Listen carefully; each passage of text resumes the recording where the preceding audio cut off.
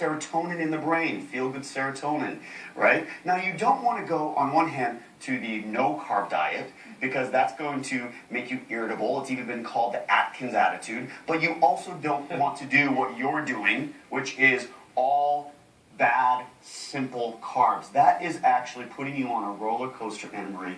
So what you want to do is you want to swap from the white pasta, the white bread, white pasta, chips, cookies, and you want to swap over to sustainable, good carbs. This carb swap is amazing. Beans, a lot of people don't realize that beans have carbs.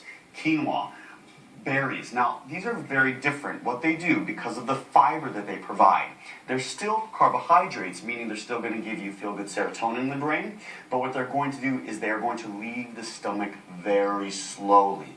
That means you're going to get that slow, steady dose of serotonin, as opposed to the rushes of serotonin and then the blood sugar crash you're on right now. Does that make sense? Yeah, I get. The drink swap. Now, Dr. Oz, this is so common. So the good news is we're not going to take caffeine away from you. What we want to do, again, we want to make a swap. Not taking away, just replacing something healthier. So the drink swap, white tea, black tea, green tea. Now, these teas have something amazing in them. It's called L-theanine. Now, it does something sort of miraculous in that mix. Well, it's soda to green tea, your waistline, but I think more importantly, your mood. It is going to make all the difference in the world.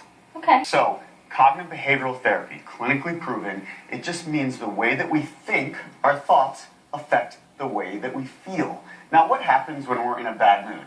Unfortunately, what we do is the thing that probably makes that mood a lot worse. So when we're in a bad mood, what do? We bark. We bark. You know, you say your.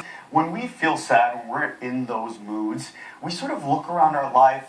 We use catastrophic thinking, worst case scenario. It's all doom and gloom. And what we're doing is we're sort of looking for the what's wrong in our life. And you know what that does? That actually makes the mood swing even worse. So what could have gone down just a little bit and bounced back, because of the way we're thinking, it went down a little, and then it went down even further. So what I want you to do, here's the trick. It's a simple question.